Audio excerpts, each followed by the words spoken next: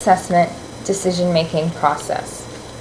This process is designed to help you make decisions both at the workplace and in your own personal home life. In this example, we will use the student life environment. The example is a female third-year undergraduate university student who is approximately 21 years of age and is currently dependent on her parents for her finance. She will be facing 3 upcoming decisions. The first is whom will she choose to pursue a long-term relationship with? The second, what is her living arrangement for the summer? And lastly, where will she work this summer?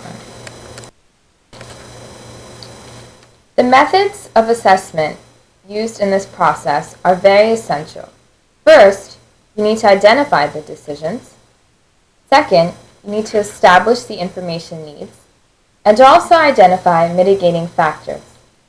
Third, we need to create a method of analysis. Fourth, we need to prioritize the information. By this we mean using an impact scale from 0 to 7, 0 being the worst and 7 being of the utmost priority, and have the subject rate the factors by importance.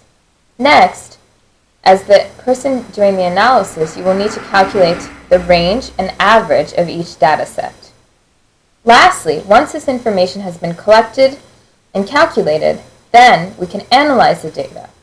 Through this analysis, we will be able to classify the factors on priority level.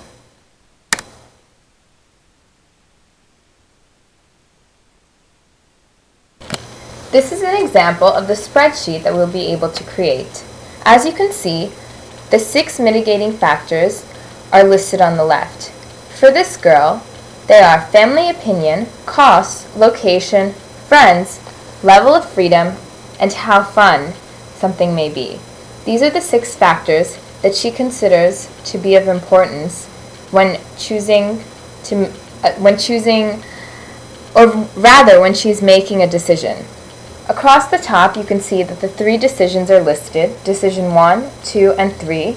Next to them, it's listed average, range, and then essential, rapid, and periodic.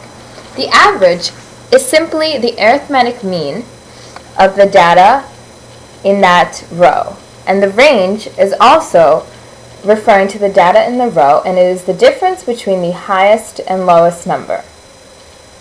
Using the average and range, one can decide whether the data is essential, rapid, or periodic. As you can tell, location and friends is essential, as well as how fun something is. Rapid, costs are rapid, as well as the level of freedom. There is nothing listed as periodic. If you don't understand so far, don't worry. This will be explained in further detail in the next slide. Basically, something that is essential has a high average and a low range. Therefore, it warrants immediate collection and analysis. Something that is rapid has a high average and a high range. Therefore, it also warrants planning. But something that is periodic has a low average but has a high range. And this merits limited resources, though it is still important to do the preliminary homework, but we should not waste too much time and resources because this is not very important in the decision-making process. Going through such a process will help us separate our needs from our wants.